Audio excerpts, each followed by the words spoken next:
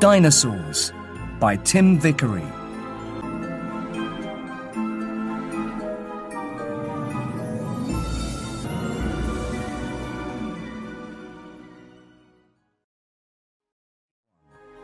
Chapter 1. Finding Fossils.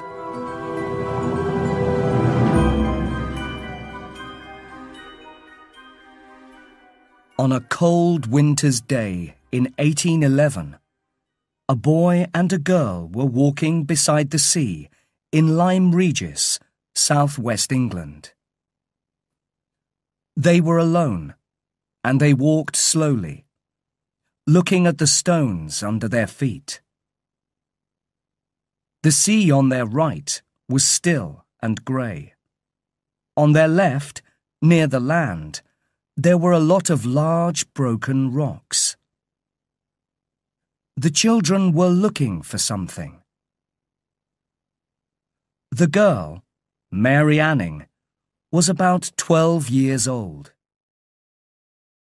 Every few minutes, she picked up a stone, looked at it carefully, and put it in her bag. Then the boy, her older brother Joseph, began to climb over the broken rocks. It was dangerous. Both children knew that. There had been a storm the night before, and some rocks had fallen into the sea. Another big rock could fall at any time. But the morning after a storm was also the best time to look for fossils. The bones of animals or parts of plants that had become hard and changed into rock.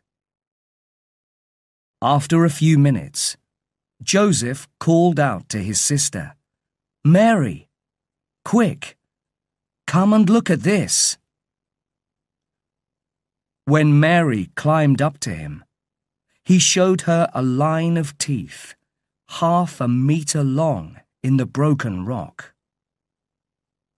And behind the teeth, there were some bones, like the head of a strange animal. "It's a crocodile, isn't it?" Joseph said. "We've found a crocodile in the rocks." Mary looked carefully at the head of the strange animal that Joseph had found. "What's that round thing?" she asked. "Look, there, behind the teeth." As she cleaned away some sand from the head, a bony circle stared back at them. "That must be its eye," Mary said. "Look, it's almost as big as my head." Her brother laughed. "And its mouth is as big as your body." "Be careful, Mary. Look at those teeth. It's going to eat you." "Don't be silly," Mary said. "It's dead. It died hundreds of years ago. Come on. We've got to find the rest of its body too." Some men helped the children to get the bones of the dead animal out of the rock. It was about 4 meters long, with flat, bony hands and a long tail. It had huge eyes and a long mouth full of sharp teeth. At first, people thought it was a crocodile, but it was not. It was an animal quite different from anything alive in the world today. In 1818, 2 scientists called Henry de la Beche and William Conybeare gave it the name Ichthyosaurus. Mary Anning was wrong about one thing. The ichthyosaur did not die hundreds of years ago. It died millions of years ago, at a time which scientists today call the Jurassic period. But Mary Anning was very clever. She knew how to find the bones of dead animals. All her life, she looked for bones and fossils near her home in Lyme Regis. She found many more ichthyosaurs and a different sea animal, a plesiosaur. The plesiosaur had a round, flat body, 4 flat hands, and a very long neck, several meters long, with a very small head at the end of it. She found a strange flying animal too, a pterosaur. Pterosaurs had long beaks full of sharp teeth and wings made of skin. Some of them had wings as big as the wings of a small plane. At this time, in the early 1800s, people were very interested in bones and fossils. Lots of people came to Lyme Regis to see the strange animals that Mary Anning had found. Among them were William Buckland and Gideon Mantell. William Buckland was a clever scientist from Oxford University. He was very interested in animals, and he liked to watch them and learn about them. In fact, he kept a lot of animals in his house, not just cats and dogs, but snakes, insects, a lot of birds, and a real live bear. Some of Buckland's ideas were very unusual. He liked to eat animals, but not just the animals that people usually eat, like cows and sheep. He wanted to taste every bird, fish, insect and animal in the world. So every time he found a new type of animal, he cooked and ate it. Buckland was also interested in rocks and fossils, and he rode all over England on his old horse looking for fossils. He often visited Mary Anning in Lyme Regis and wrote about the ichthyosaurs and pterosaurs. Then one day, in the village of Stonesfield near Oxford, he discovered some fossil bones and teeth. The bones were enormous, and the teeth were sharp, like those of a meat-eater. So, in 1824, Buckland wrote about his animal. He called it Megalosaurus, big lizard. Gideon Mantell was also very interested in Mary's work. He was a doctor who lived in the town of Lewes in southeast England. One day in 1822, his wife met some workmen who were using rocks to mend the road near her house. They gave her an interesting rock that they had found. She showed it to her husband when he came home. Dr. Mantell was surprised. "That's not a rock at all," he said. "It's a tooth. A fossilized tooth." "But look how big it is," she said. "What animal does it come from?" "I don't know," Dr. Mantell said.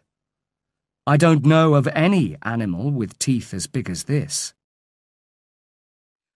Dr. Mantell went back to the place where the workman had got the rocks and found some huge bones there. He decided that the bones and the tooth came from the same animal. But what was the animal like? For 3 years he wondered about this. He talked to his wife and friends, but he did not tell the world about it. He decided that the tooth was like the tooth of an iguana, a kind of large lizard up to 2 meters long. But the bones came from an animal much, much bigger, 18 meters long. At last, in 1825, Dr. Mantell wrote about his animal, and he called it Iguanodon. Later, he sometimes said that he found the tooth, and sometimes that his wife did.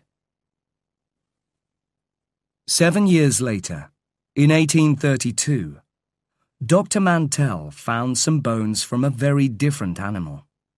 This animal, he said, had a very thick skin. He called it Hylaeosaurus. Another English scientist, Richard Owen, read about these strange animals. Owen knew a lot about bones, and he loved to cut up dead animals, often in his own home. When Owen spent months cutting up a dead rhinoceros, his wife was very unhappy about the terrible smell. In 1842, Owen wrote a book about the animals that Buckland, Mantell, and other people had found.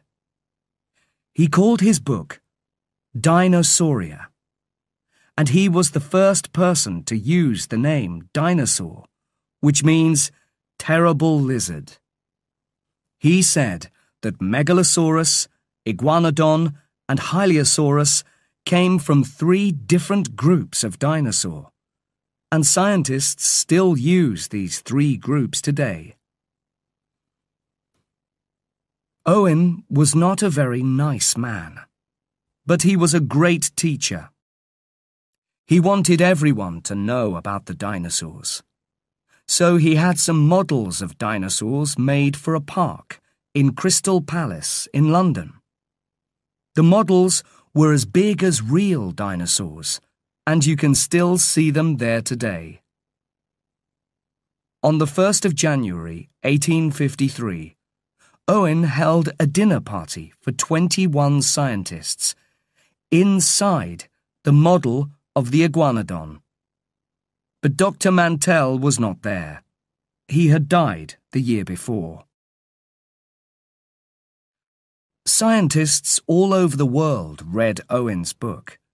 Some of the scientists inside the Iguanodon came from Germany and Belgium. They found dinosaurs in their countries too. And in the 1870s, 2 Americans, Othniel C. Marsh and Edward Drinker Cope, began to find dinosaurs in North America. Lots and lots of them. It was an exciting time in the American West, but it was a difficult, dangerous place to work. There was a lot of fighting everywhere, and the scientists carried guns to defend themselves. But people were building railways, and sometimes the railway builders found bones when they were digging through rocks. So it was just the right place for dinosaur hunters. Marsh and Cope were not friends. In fact, they hated each other.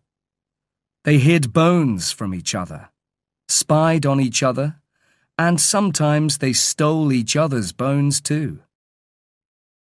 They argued with each other in newspapers and books. Each man tried to find more dinosaur bones than the other. The fight between them, which went on for about 20 years, was called the Bone Wars. Marsh won the Bone Wars.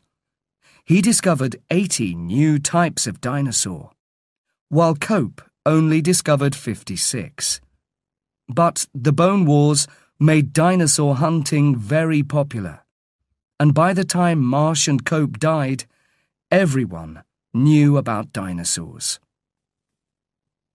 Since then, scientists have found dinosaurs in South America, Asia, Africa, India, Europe, and Australia. Some of the most interesting dinosaurs today are the ones that scientists are finding in China. People have even found a few dinosaurs in Antarctica. In fact, just like people, dinosaurs lived all over the world.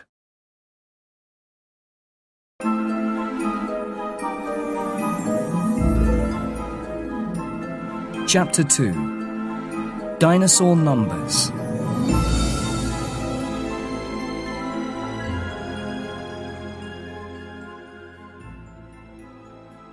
Everything about dinosaurs is extraordinary.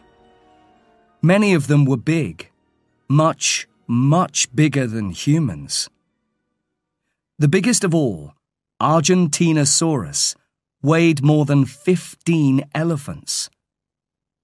The tallest dinosaur, Sauroposeidon, could lift its head 18.5 meters above the ground.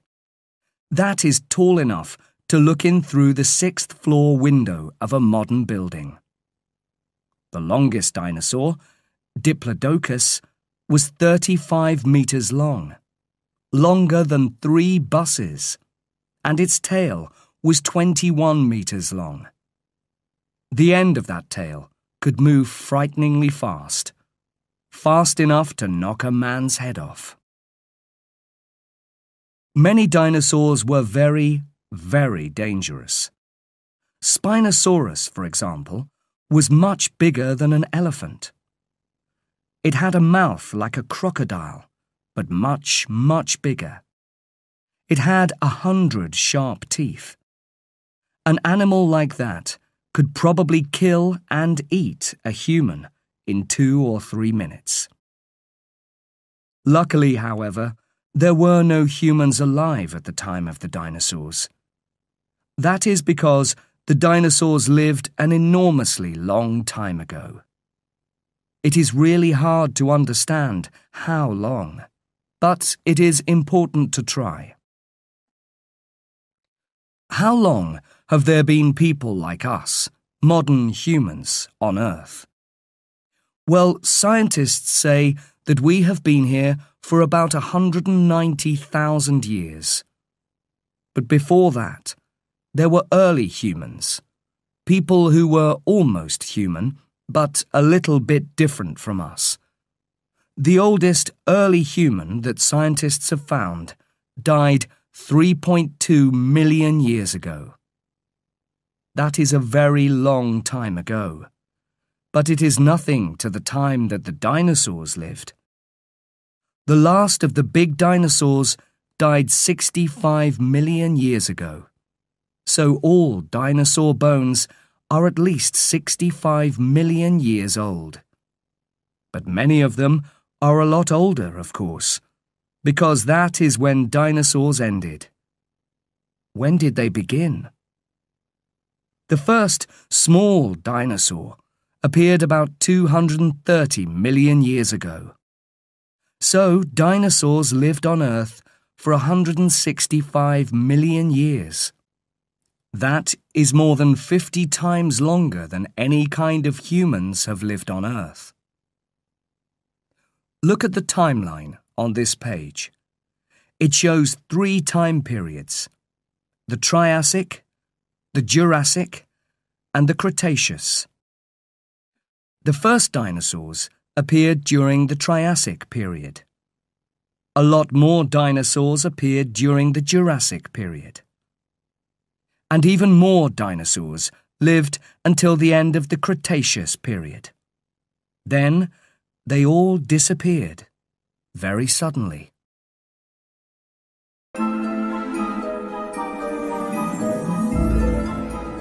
Chapter 3: The First Dinosaurs.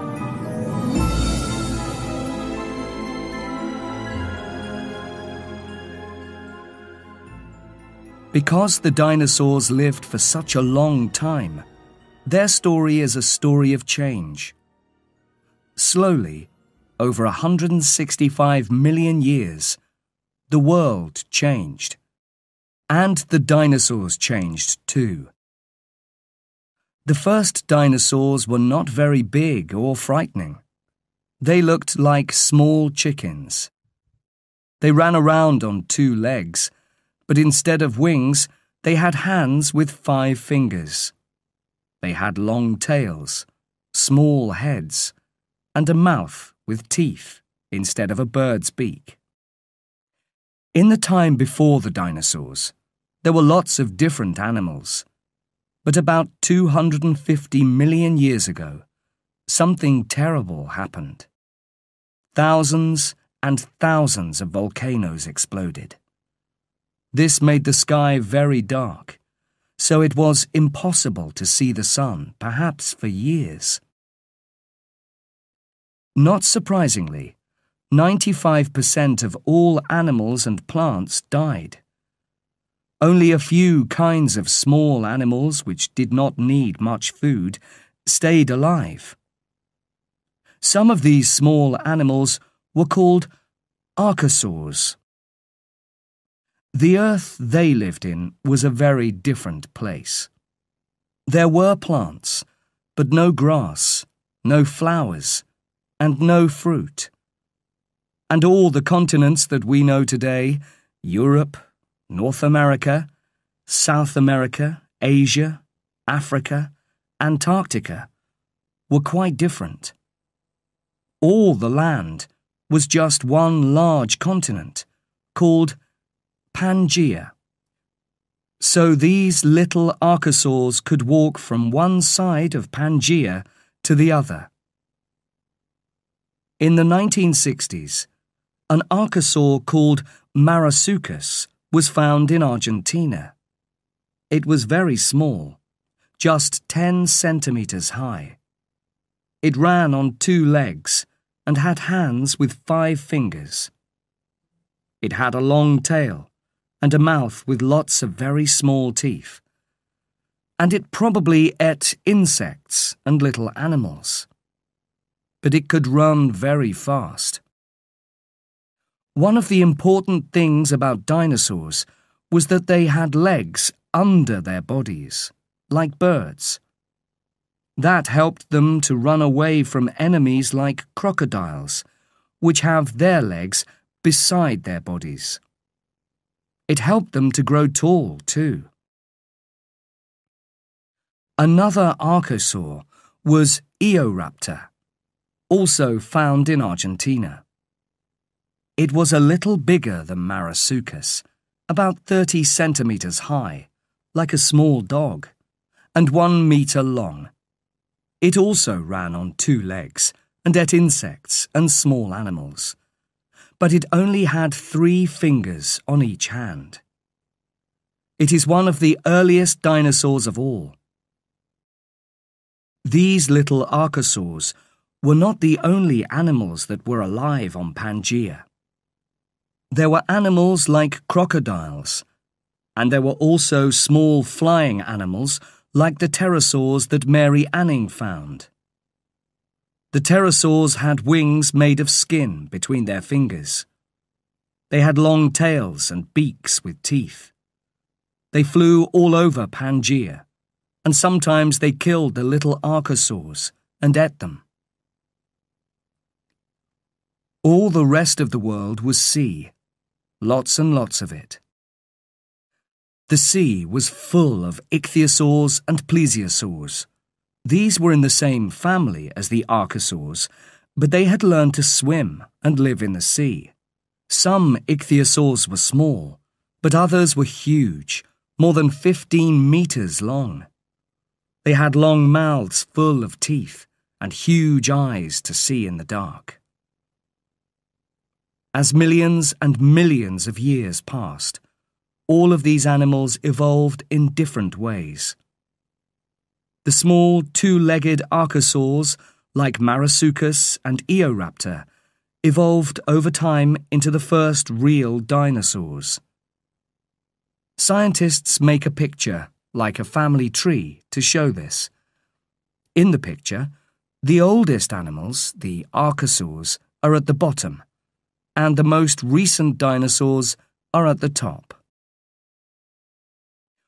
Richard Owen, in 1842, said that there were 3 main types of dinosaur: meat-eating dinosaurs and 2 types of plant-eating dinosaurs. Scientists today agree with him. The meat-eating dinosaurs are called theropods. The plant-eating dinosaurs with long necks and tails are called sauropods. And the ones with extraordinary thick skins are called ornithischians. One of the first theropods was Coelophysis. It ran on 2 legs, like Marsuchus and Eoraptor. But Coelophysis was much bigger, about 1 meter high and 2 or 3 meters long. It had 3 strong claws on its hands, and a long tail and long mouth like a crocodile. It could probably stand up on its back legs as tall as a man. But it was not heavy because its bones were full of air, like the bones of a bird. It was as long as a small car, but it weighed the same as a 7-year-old child. So it could run very fast and hunt smaller animals for food. The first Coelophysis was found by an American scientist called David Baldwin in New Mexico in 1881. Baldwin often spent months looking for fossils, all alone, in the middle of winter, with only his horse beside him. He sent the bones of the Coelophysis to Edward Drinker Cope during the Bone Wars. 60 years later, in 1947, lots more Coelophysis were found at a place called Ghost Ranch in New Mexico. It is New Mexico's most famous dinosaur. A very early sauropod was Thecodontosaurus, found near Bristol in England in 1836. It was only the 4th dinosaur ever discovered. It was not very tall, but up to 2.5 meters long. It probably walked on 2 legs and used its 4 clawed hands to help it eat plants and small insects. A much bigger Triassic sauropod was Plateosaurus. Plateosaurus was up to 10 meters long and weighed 700 kilograms. It was 3 meters high when it stood on its back legs. This plant-eating dinosaur probably walked on 2 legs and used the claws on its hands to hold the branches of trees while it ate. The first plateosaur was found in Bavaria, in Germany, in 1837. It was the first dinosaur found outside England, and the 5th dinosaur to be given a name. Since then, 50 more plateosaurs have been found in France, Germany, Norway, Switzerland, and Greenland. An even bigger early sauropod was Rheocosaurus, found in Argentina. It was up to 2.75 meters high, 11 meters long, and weighed up to 3 tons. It needed to eat a lot of plants every day in order to stay alive. And by the end of the Triassic, there were a lot more plants for these dinosaurs to eat.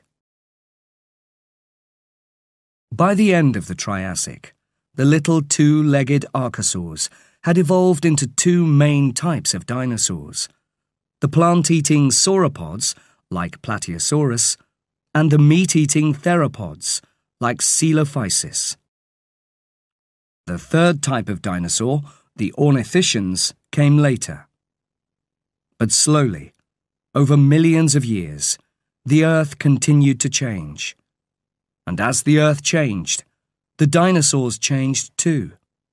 They grew bigger and stronger and much, much stranger.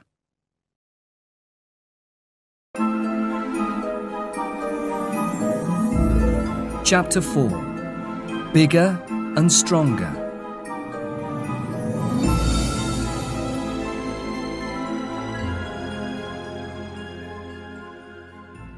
As the Triassic period changed into the Jurassic period, the Earth got warmer. And as the Earth got warmer, the dinosaurs got bigger. There was more water in the air, and this helped plants to grow. As the plants grew bigger, there was more food for the animals to eat. So the plant-eating dinosaurs grew bigger and bigger. The largest Jurassic dinosaurs were the sauropods, the big plant-eaters. They had very big, heavy bodies with long necks and tails. Because their bodies were so heavy, they walked on all 4 feet.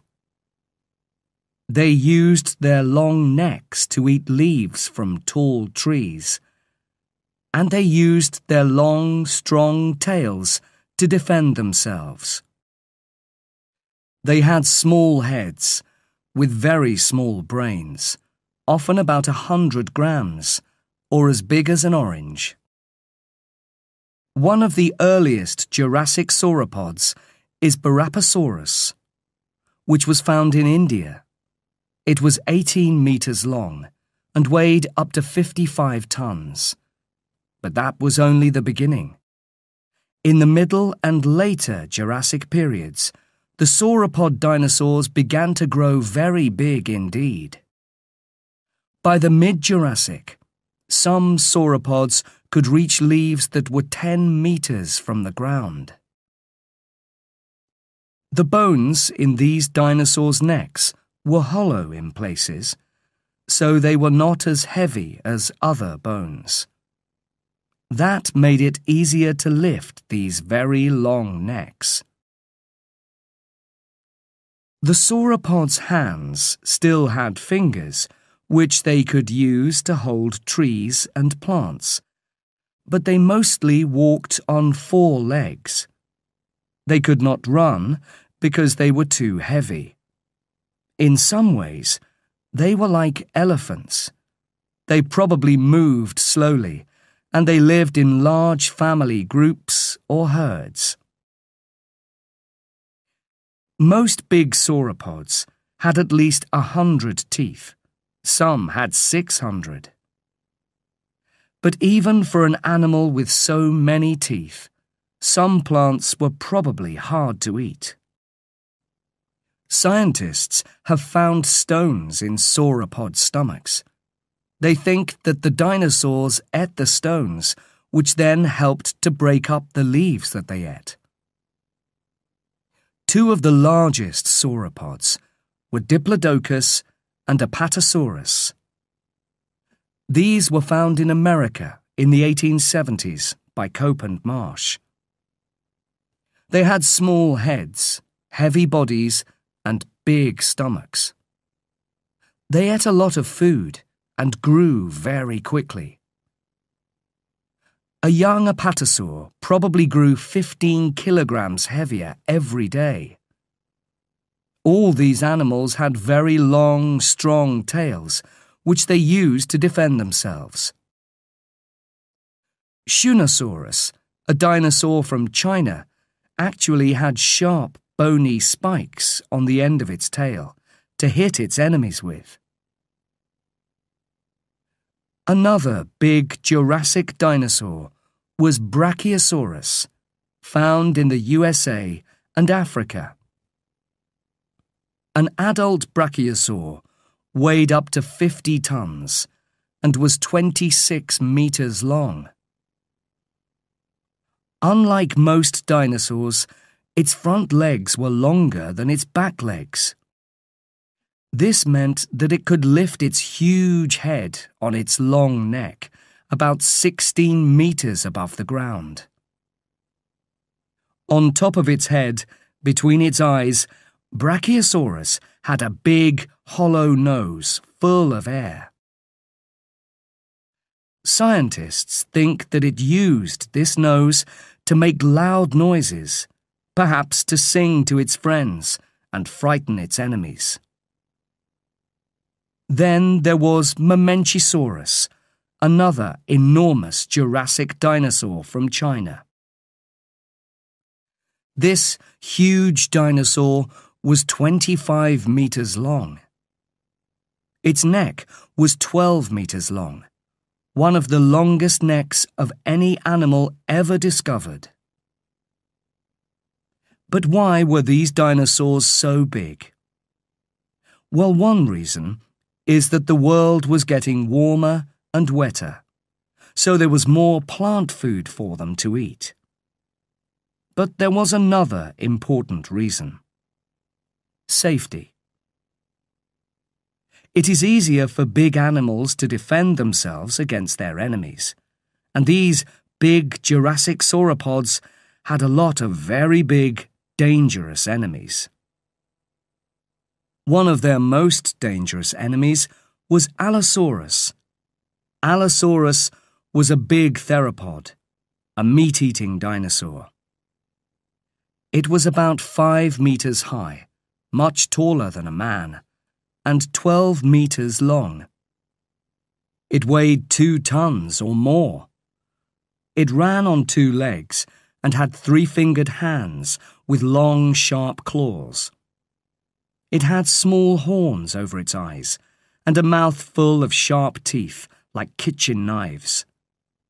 It used these terrible claws and teeth to kill and eat its food. And its favorite food was big sauropods like Apatosaurus, Diplodocus, and Brachiosaurus. But how did it kill these enormous animals? Allosaurus was big, but Apatosaurus was much bigger. It was one of the biggest animals on Earth. It was 20 to 25 meters long and weighed up to 28 tons, more than a family of elephants. And with its long, strong tail, it could kill a small dinosaur in a second.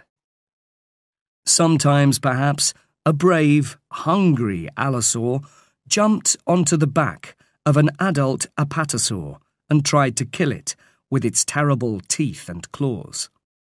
But that was very difficult and dangerous, so perhaps they did it a different way.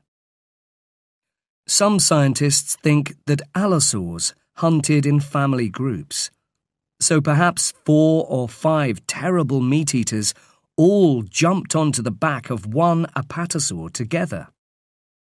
That was probably easier, and there was plenty of meat for all of them when they killed it. And like lions today, they probably did not try to kill the biggest and strongest apatosaur. They looked for an animal that was old or ill and killed that. And sometimes they found an animal that was already dead. But Allosaurus was a very good killer. Scientists are sure about that. The dinosaur scientist Thomas Holtz says that dinosaurs, like Allosaurus, changed very little over 100 million years. That means, of course, that they were very successful at what they did. And what they did was hunt, kill, and eat sauropods. Another terrible Jurassic meat-eater was Ceratosaurus. This dinosaur was smaller than Allosaurus, but it was still taller than a man. It was 6 to 8 meters long and heavier than 2 horses. Ceratosaurus also ran on 2 legs. It had long, sharp claws on its 4-fingered hands and a mouth full of very sharp teeth. It had 3 small horns on its head and an unusually strong tail.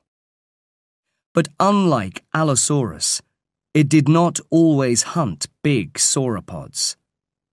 The scientist Robert Bakker has found lots of Ceratosaurus teeth near the bones of fish and small crocodiles. He thinks that Ceratosaurus used its big, strong tail to swim and hunted for its food in the water. During the Jurassic period, the continent of Pangaea began to break into 2 continents, Laurasia and Gondwana. The Atlantic Ocean appeared. At first, it was about 50 kilometers wide. Much of modern Europe was underwater then. So there were lots of fish for Ceratosaurus to eat in Jurassic seas, lakes, and rivers. But there were lots of other animals there too. In the Jurassic seas, the ichthyosaurs grew even bigger and stronger. They were hunters with enormous eyes and long mouths full of sharp teeth. And they could swim very, very fast, probably at 30 to 50 kilometers per hour. There were plesiosaurs in the sea too. Plesiosaurs did not look like fish. They had round, flat bodies, with 4 huge, flat hands that they used to push themselves through the water. They had short tails, but very long necks, sometimes over 10 meters long. Some had very small heads, but others had huge heads, 3 meters long, bigger than any other dinosaur head. In the Jurassic skies, a new type of pterosaur appeared, the pterodactyl.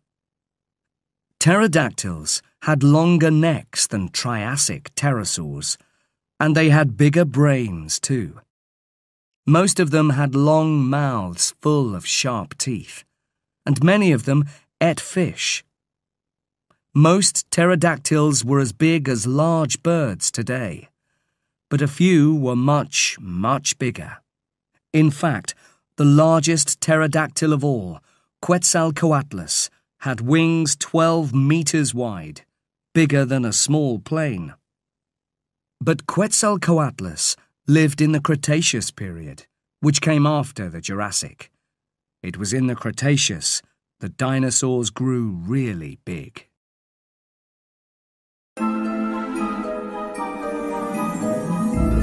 Chapter 5. Big, Bad, and Dangerous.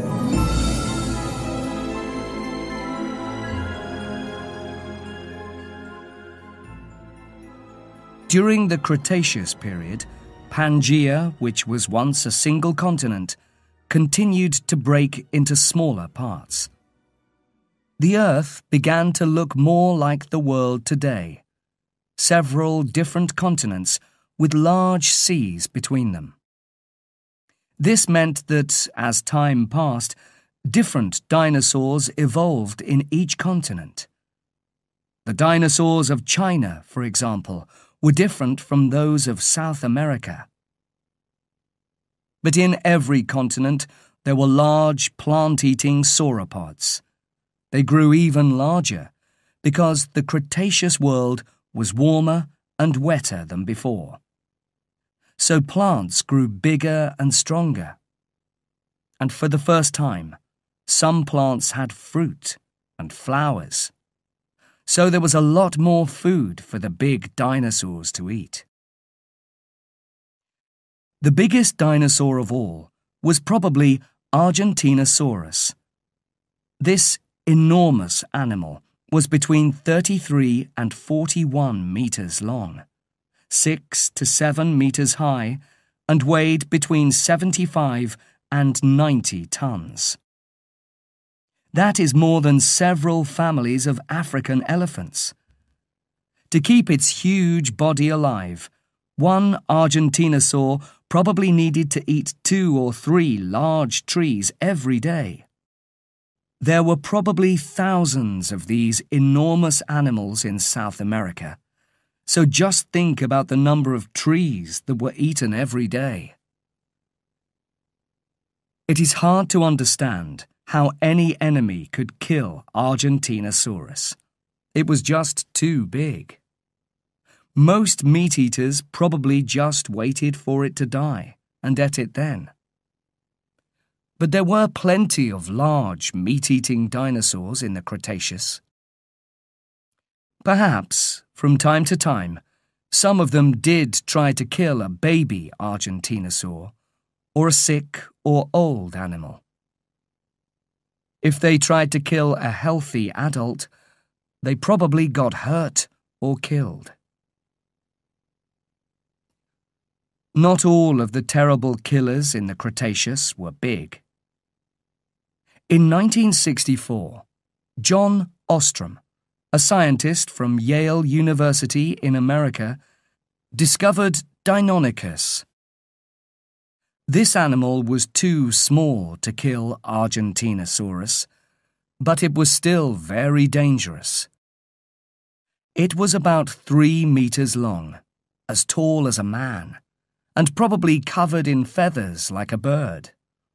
It had a big brain and a mouth as long as a man's leg, full of sharp teeth.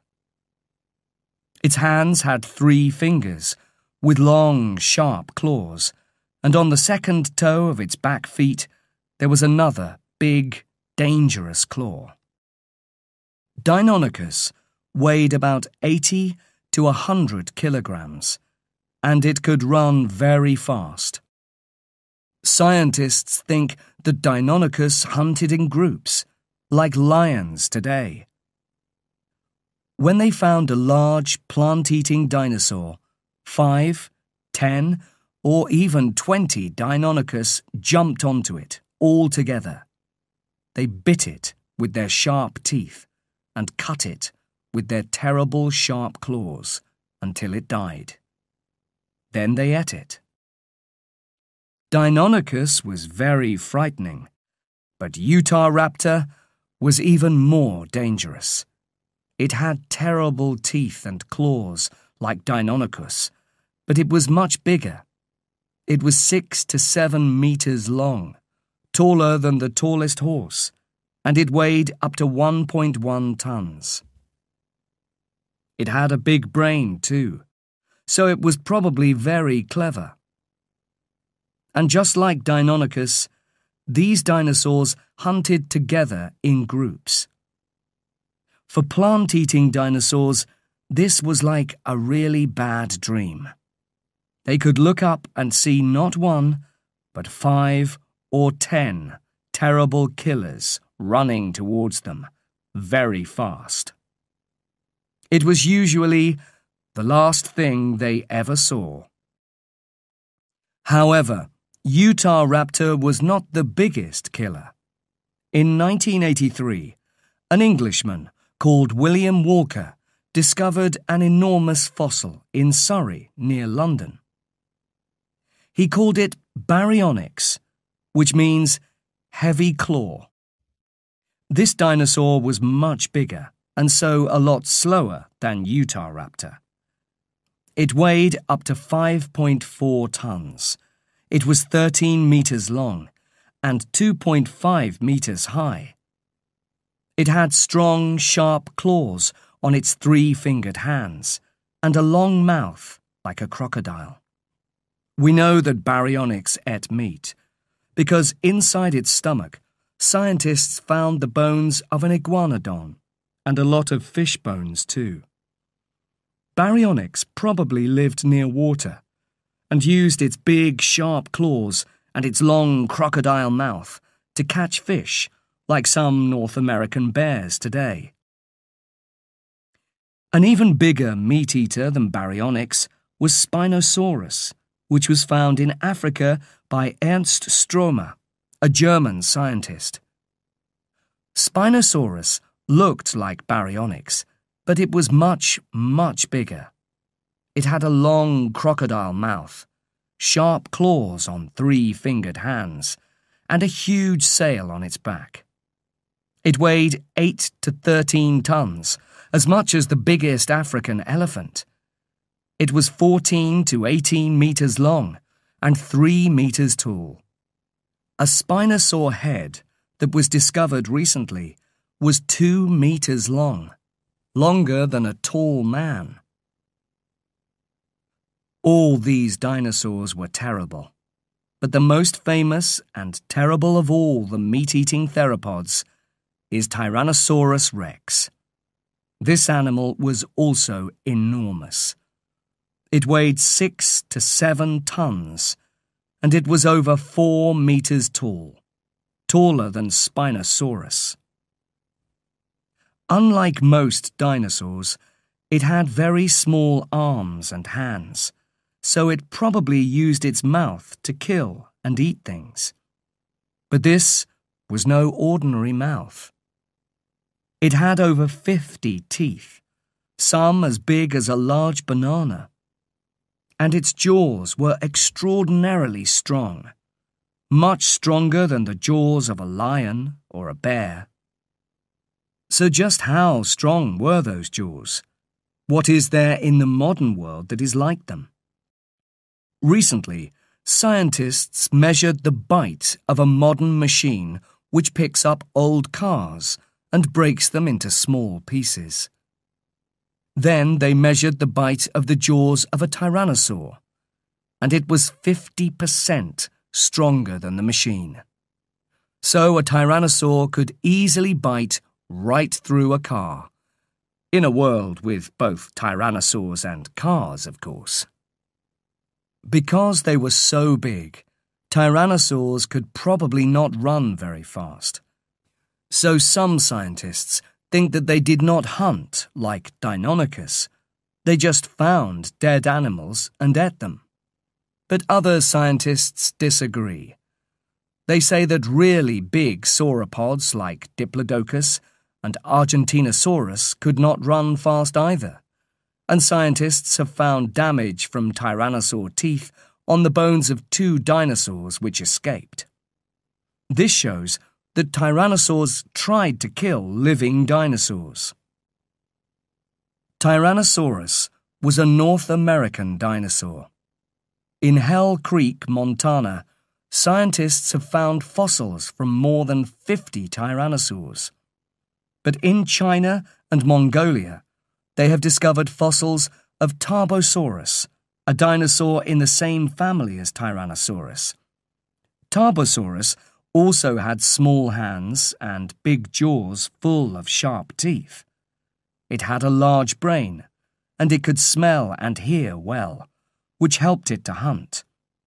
Perhaps it also had feathers around its neck. Velociraptor is a much smaller theropod from China and Mongolia.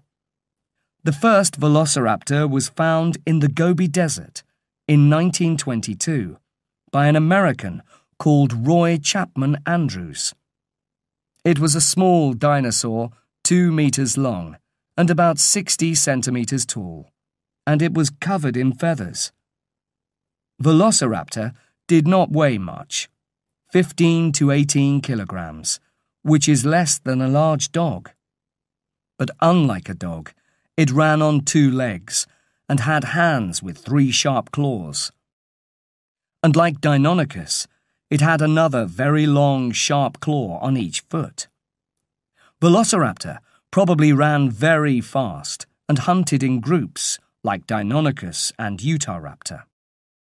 Like them, it was a very frightening killer. But even the most terrible killer can get things wrong sometimes. In the Gobi Desert, in 1971, scientists discovered 2 extraordinary fossils. One was a velociraptor, the other was a plant-eating dinosaur called Protoceratops. The 2 dinosaurs had died when they were trying to kill each other. The Protoceratops had the velociraptor's right arm in its jaws.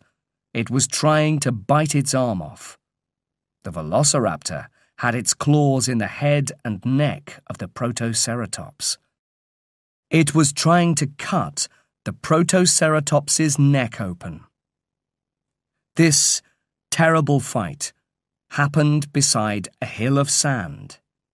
As the 2 dinosaurs were fighting, the hill fell on top of them, so they both died.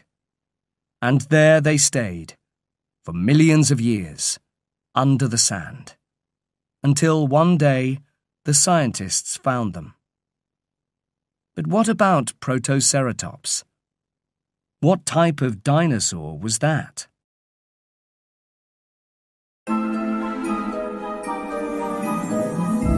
Chapter 6. Strangest of All.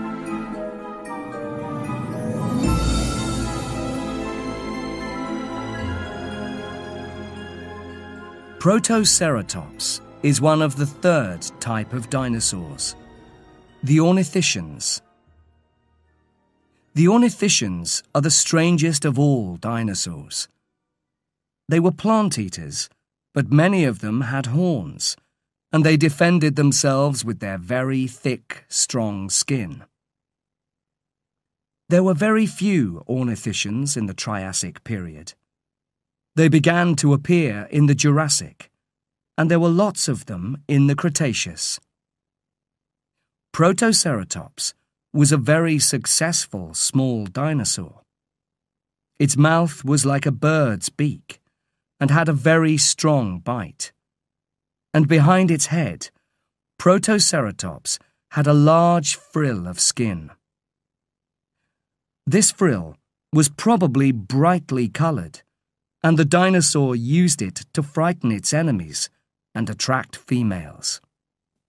Triceratops was like Protoceratops, but much bigger. In fact, Triceratops was huge. It was 8 meters long and weighed 11 tons, much more than the largest African elephant. Like Protoceratops, it had a mouth like a bird's beak and a large frill of skin and bone behind its head. Its head was enormous, and it had 3 large horns. Triceratops used these horns to defend itself against its enemies. We know that this happened because some Triceratops horns have damage from Tyrannosaurus teeth on them. The ornithischians had many ways to defend themselves against enemies like Tyrannosaurus. Huayangosaurus, found in China in 1982, had lots of sharp spikes all along its back. There were bony spikes on its shoulders too, and on the end of its tail. Stegosaurus from North America was much the same. These dinosaurs used their strong, bony tails to hit their enemies. Several meat-eaters, like Allosaurus, have been found with holes in their bones, made by the spikes on the tail of a Stegosaurus. Animals like these from the late Jurassic have been found in Europe and Africa. All of them were huge, as big as a modern rhinoceros.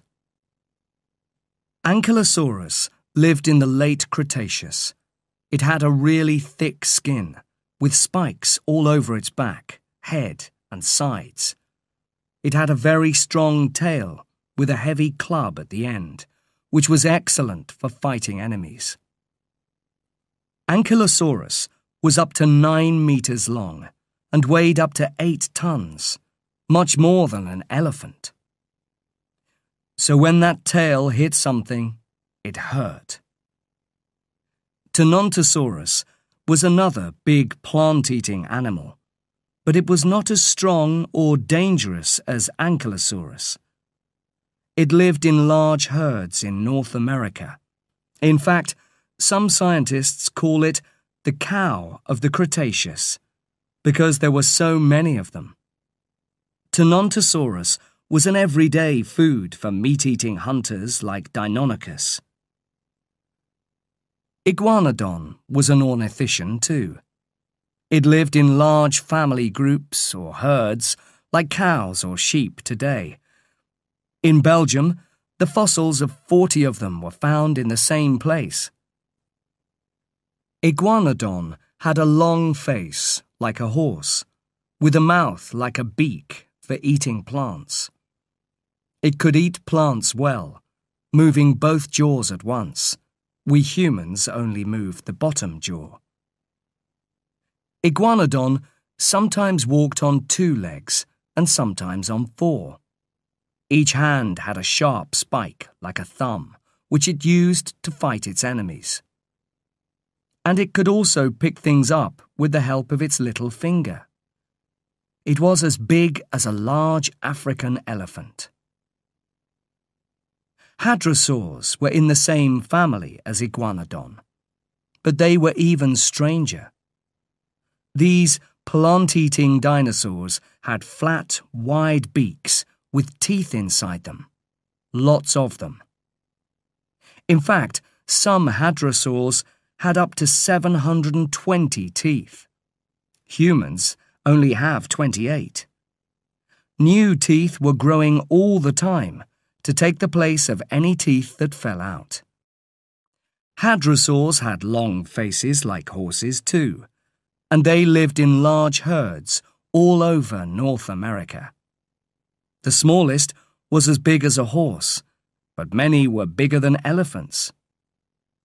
One of the strangest hadrosaurs was Lambeosaurus. It was 3 or 4 meters high and weighed up to 8 tons. On its head was a large bone, like an enormous hat. The hat was as big as a man. The male Parasaurolophus had an even bigger hat on the back of its head. This hat was really a long, hollow bone, about 1 meter long, joined to its nose. At first, scientists could not understand this. What was it for? Then they found a possible explanation. When they blew air through this long, hollow bone, it made loud musical sounds. Was Parasaurolophus a musical dinosaur? It is quite possible. The males could make wonderful sounds with these long, hollow bones on their heads. Perhaps they did this to attract the females, or to call to their children. They probably did it when they saw an enemy. And maybe sometimes they did it just for fun, because they liked singing to each other. But the hadrosaurs were interesting for another reason: their family life.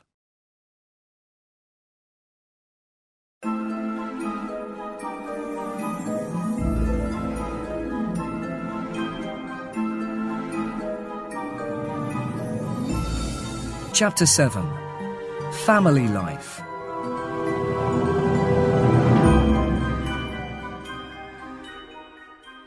In 1923, the American scientist Roy Chapman Andrews discovered something very strange. In the Gobi Desert, in Mongolia, he found the bones of a new dinosaur. It was about 2 meters long, with a strong beak, no teeth, and a thin hat on top of its head. And it was probably covered with feathers, like a very big chicken. Underneath this dinosaur, there was a nest full of eggs. This was the first time anyone had found dinosaur eggs.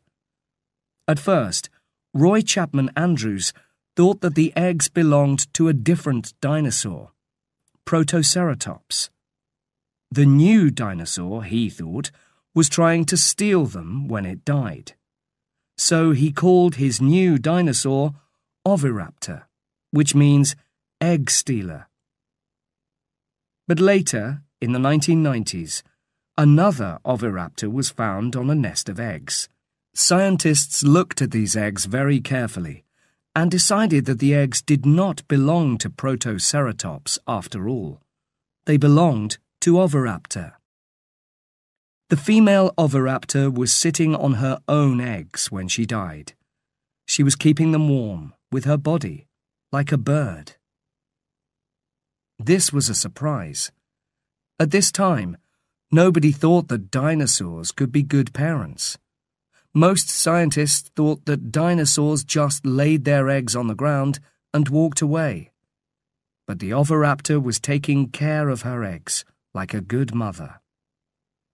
Most dinosaurs could not do this. They were much too heavy to sit on their eggs. In Montana, scientists found hundreds of dinosaur nests. But the eggs in the nests came from a type of hadrosaur that weighed 3 tons. Were these mothers interested in their babies? Probably not, the scientists thought. They probably just laid their eggs and forgot all about them. But there was a problem. They found a lot of baby dinosaurs in the nests beside the eggs. These baby dinosaurs were very small, no bigger than a chicken. They could not walk far because their bones were not strong enough. but their teeth showed that they had eaten plants. How did the baby dinosaurs find these plants when they were too young to walk? The scientists thought hard about this. The baby dinosaurs did not find the plants, they decided. That was impossible. They could not walk. So it must be the parents who found the plants. They brought them to their nests for their children to eat. These dinosaurs were looking after their children, like good parents. So the scientists called this new dinosaur Maiasaura, which means good mother lizard. Maiasaurs laid 20 or 30 eggs in each nest. Then they covered the eggs with dead plants to keep them warm. When the babies came out of the eggs, they weighed about 1 kilogram, but they grew very quickly. 10 years later, they were adults, weighing 3 tons. This shows they were warm-blooded, because cold-blooded animals cannot grow that fast. When they could walk, baby maiasaurs followed their parents around, looking for food. Maiasaurs were very successful. In one fossil site, there are over 10,000 animals. They lived in huge herds, like many animals in Africa today. And all around them, like lions in Africa, were the hunters, Tyrannosaurs, Deinonychus, Utahraptors. When the baby maiasaurs saw them, perhaps they ran under their parents' legs to stay safe. Tyrannosaurs probably fed their babies too, but with meat, not plants. As the young tyrannosaurs grew, they probably hunted together in groups. Young tyrannosaurs had long legs, but they were not heavy, so they could probably run much faster than their parents. Perhaps the adults and children hunted together, the young tyrannosaurs chasing an animal towards their enormous parent. Or perhaps the young hunted the smaller animals, and their parents hunted the big, slow-moving ones. Tyrannosaurs did not always kill their food, of course. Sometimes they just found it lying on the ground. And a dead dinosaur was a free meal for all the tyrannosaur family.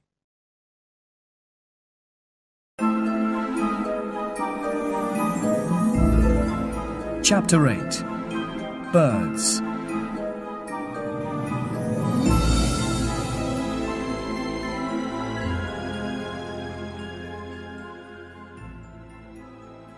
In 1861, a small fossil was found in Germany. It was very small, no bigger than a chicken. Its bones looked like those of Compsognathus, a small theropod dinosaur which was found in the same place 10 years earlier.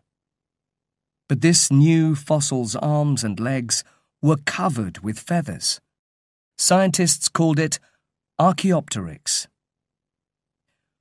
When the English scientist T.H. Huxley looked at Archaeopteryx, he noticed something else. Its bones were hollow, just like the bones of birds. There was a lot of air in them, so they did not weigh very much. Archaeopteryx, like Compsognathus and most theropods, ran on 2 legs. And because Archaeopteryx had feathered wings, it could probably fly. This gave Huxley an idea. Perhaps birds evolved from theropods. For the next 100 years, scientists argued about this. It is a crazy idea, some people said. How can a dinosaur like Tyrannosaurus be in the same family as the birds we see in our gardens? But then, in 1964, the American scientist John Ostrom discovered Deinonychus in Montana, USA. Deinonychus was a theropod, like Tyrannosaurus, but its bones were like those of birds. It could move its wrists and arms in the way a bird does, and its bones were hollow. Tyrannosaurus also had some hollow bones, and so did the big sauropods, like Diplodocus. That is why its enormously long neck and tail are not as heavy as they look. So Ostrom decided that Huxley's idea was right. In 1996, scientists in China made another extraordinary discovery, a small dinosaur called Sinosauropteryx.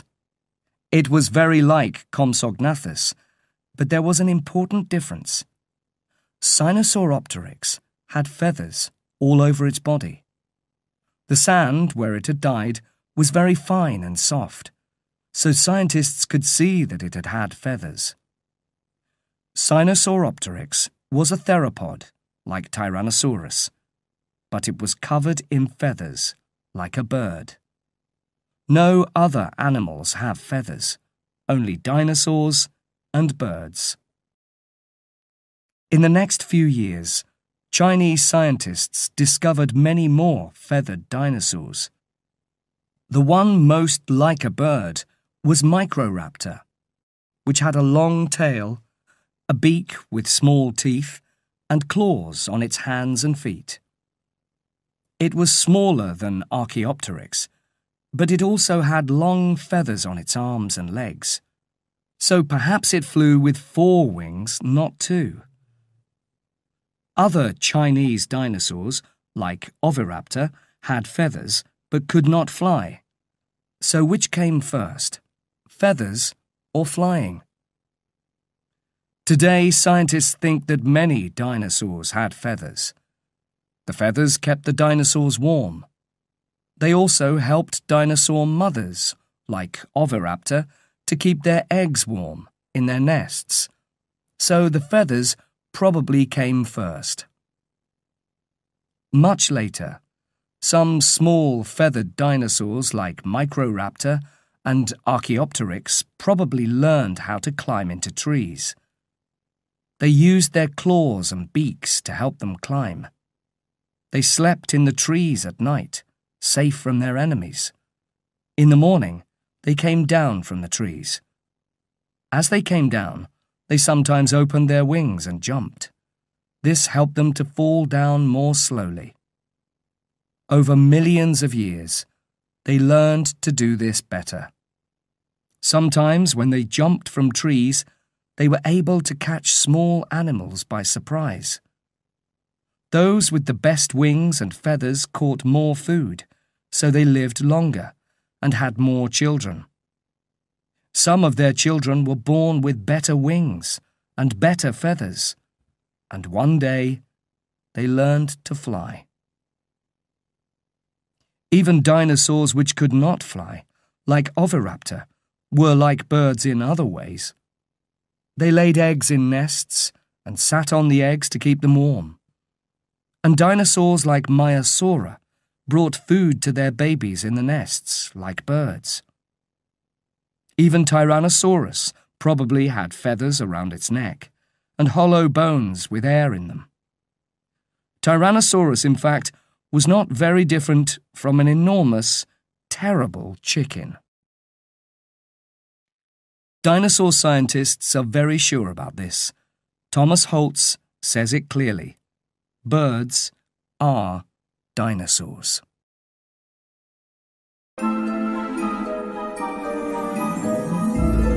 Chapter 9. A Sudden End.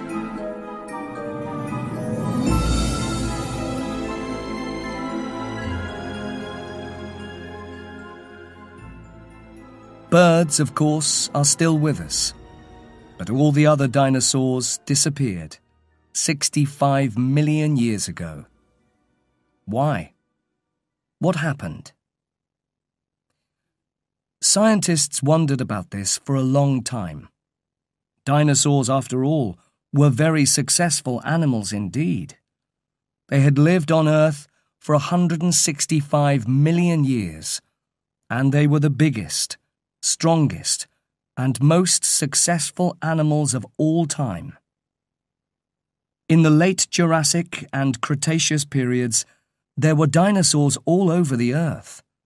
They lived on every continent, even in Antarctica, which was much warmer at that time than it is today. And then, 65 million years ago, they all disappeared, very suddenly. There are no dinosaur fossils anywhere on Earth from after that time. Something terrible must have happened to them. But what was it? In the 1970s, a scientist called Walter Alvarez tried to answer this question. He looked at the rocks from the Cretaceous and the time after that, the Tertiary. There were hundreds of dinosaur fossils in the Cretaceous, and none in the Tertiary. But in between the Cretaceous and the Tertiary, he found a thin line of clay, a kind of soft, wet rock. He found this line of clay all over the world, and everywhere it was the same. In it, he found a silver-white metal called iridium. Iridium is very unusual on Earth, but there is a lot of it in meteors, the rocks that sometimes fall onto the Earth from the sky. So the iridium came from a meteor, Walter Alvarez said. A meteor that hit the Earth 65 million years ago. We know it was a big meteor, Alvarez said, because there is so much iridium everywhere. He thought that the meteor was a rock between 10 and 15 kilometers across, which hit the Earth with an enormous bang. It made a crater, a very big hole in the ground, that was 160 kilometers across.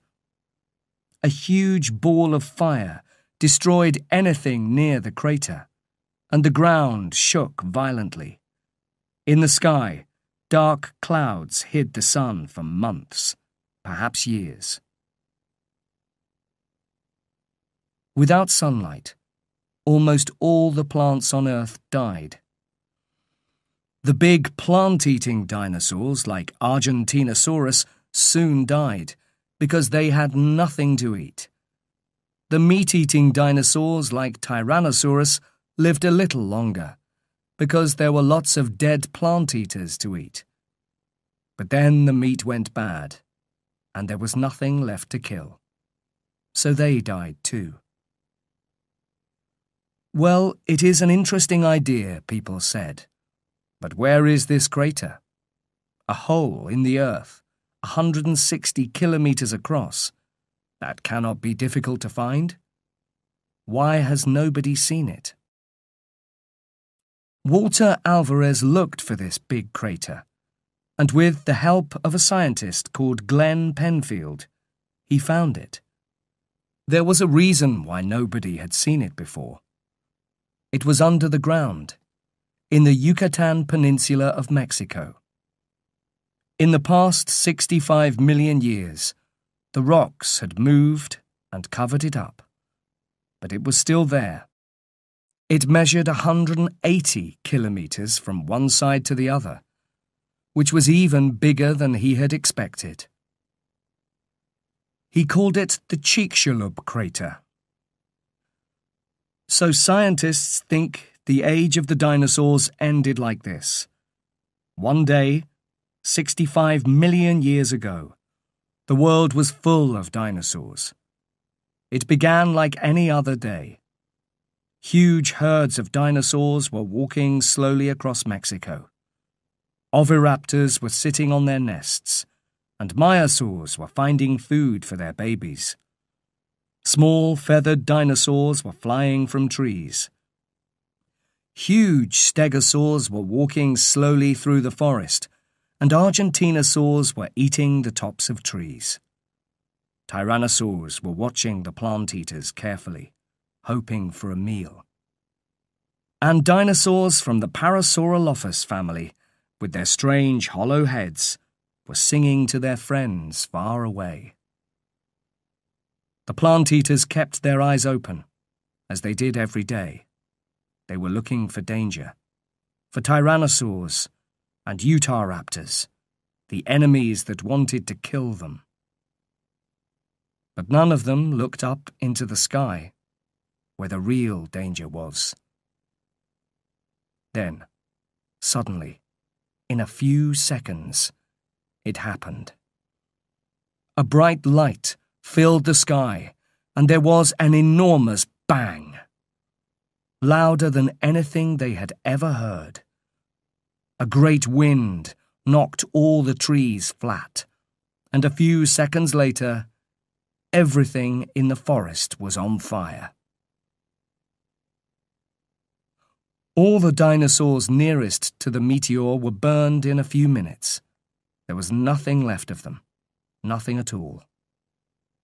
Those more than 50 kilometers away died more slowly. But all of them, all over the world, began to die.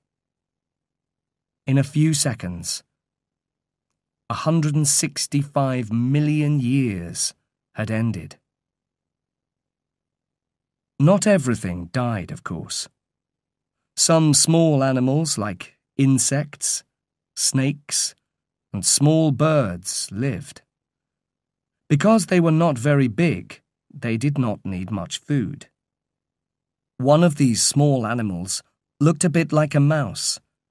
It was a warm-blooded animal, covered in soft hair, and it probably lived in holes in the ground. Dinosaurs ate lots of them every day. But now, suddenly, the dinosaurs were gone. So now this animal could come out of its holes and feel a little bit safer. This small, unimportant animal was an early mammal. Over the next 64.5 million years, it slowly evolved into many different types of mammals. Elephants, lions, bears, horses, sheep, and humans. And today, there are mammals all over the earth, just as once upon a time, there were dinosaurs.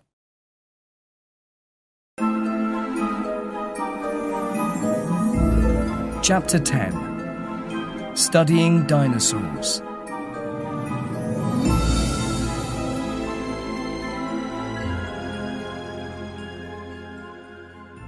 But how do we know all this? There were no humans alive when the dinosaurs lived, and we cannot travel back in time to watch them. So how do we know? We can learn a lot about dinosaurs from fossils.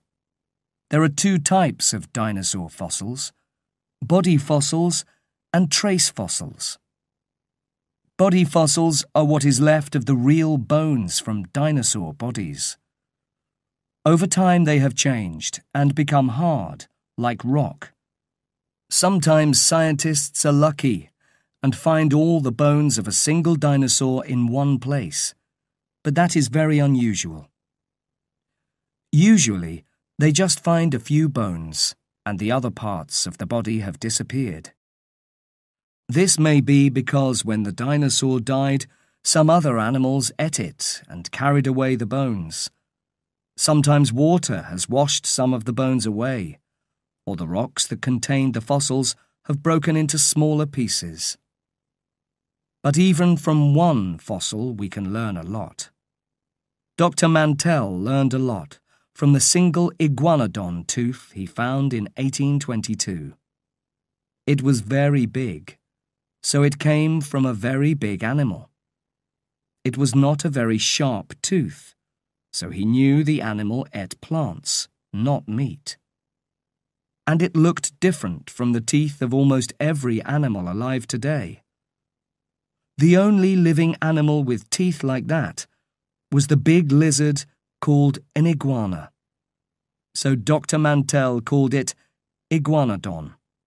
Later, when he found some more bones, he learned more about its legs, arms, and head. In the same way, When William Buckland found Megalosaurus, he knew that it was a meat-eater because of its sharp teeth.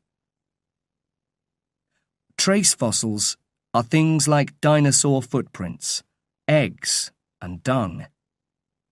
Dinosaur footprints can tell us how it walked.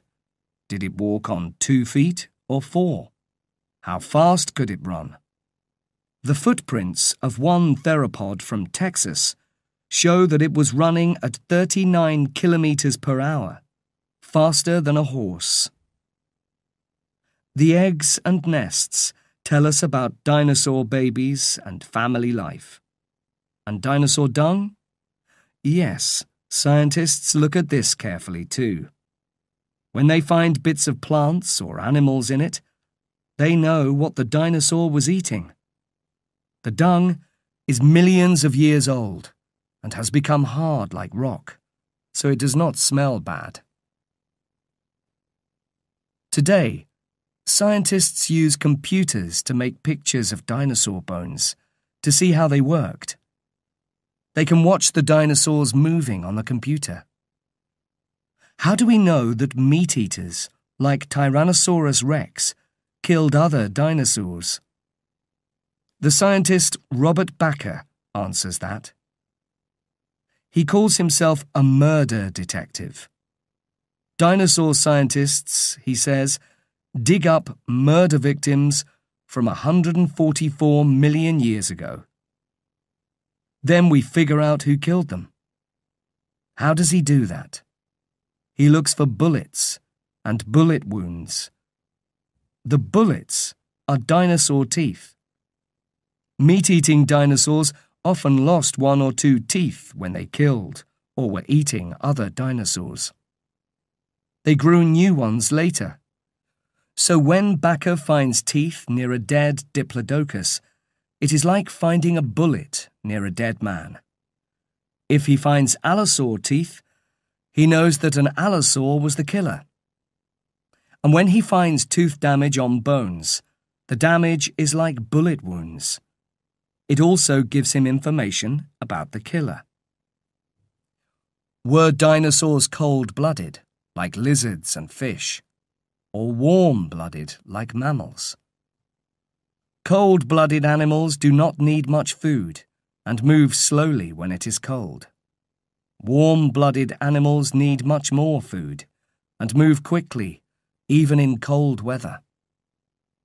Lizards are cold-blooded, and until the 1970s, scientists thought that dinosaurs were big lizards. But today, most scientists think that dinosaurs were warm-blooded. John Ostrom thinks Deinonychus was warm-blooded because it could move so quickly. And some dinosaurs lived in Antarctica, which was not always warm, even in the Cretaceous. We know that dinosaurs grew very quickly too, and cold-blooded animals do not do that. So most dinosaurs were probably warm-blooded, like us. But there are plenty of things we do not know. What type of noise did Parasaurolophus make? Did it really sing? Lots of dinosaurs probably made noises, but nobody has ever heard them. And what color were dinosaurs? Again, nobody knows, because color does not stay in fossils. But dinosaurs were probably colorful like birds and animals today. Think of the large frills on the heads of Protoceratops and Triceratops, or the hat on Lambeosaurus. They were probably there to frighten enemies and to attract females, and a brightly colored frill is much easier to see. Lots of birds today are brightly colored, and many dinosaurs, like birds, had feathers. So lots of dinosaurs were probably covered with beautiful feathers, just like birds. But what color were they? Nobody knows.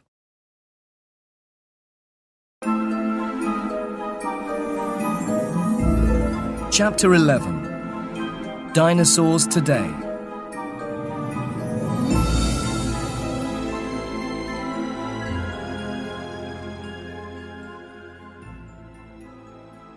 In 1896, the rich Scottish-American businessman Andrew Carnegie built a museum of natural history in Pittsburgh, Pennsylvania. Carnegie wanted the biggest dinosaur in the world for his museum, so he asked his scientists to find one. At Sheep Creek, near the Freeze-Out Mountains in Wyoming, they found what they wanted: an enormous diplodocus. At that time, it was the biggest dinosaur in the world. They called it Diplodocus carnegii, giving it Carnegie's name. Carnegie was very happy, but he had a problem. His museum was not big enough, so he had to build a huge new room just to keep his Diplodocus in. When King Edward VII of England visited Carnegie at his castle in Scotland, he saw a picture of Carnegie's Diplodocus. "I say, Carnegie, what in the world is this?" the king asked. Carnegie smiled and told him that it was the biggest animal that ever lived, and that it had Carnegie's name. "Oh, I say, Carnegie," the king said. "We must have one of these in the British Museum." Carnegie loved to be important, so in 1905 he sent a model of his Diplodocus to the Natural History Museum in London. Later, he sent models to museums in Berlin, Paris, Vienna, Bologna, St. Petersburg, Buenos Aires, Madrid, Mexico City, and Munich. Carnegie's Diplodocus is one of the most popular dinosaurs in the world. Millions of people see it every year, all over the world. In London, the Diplodocus is called Dippy.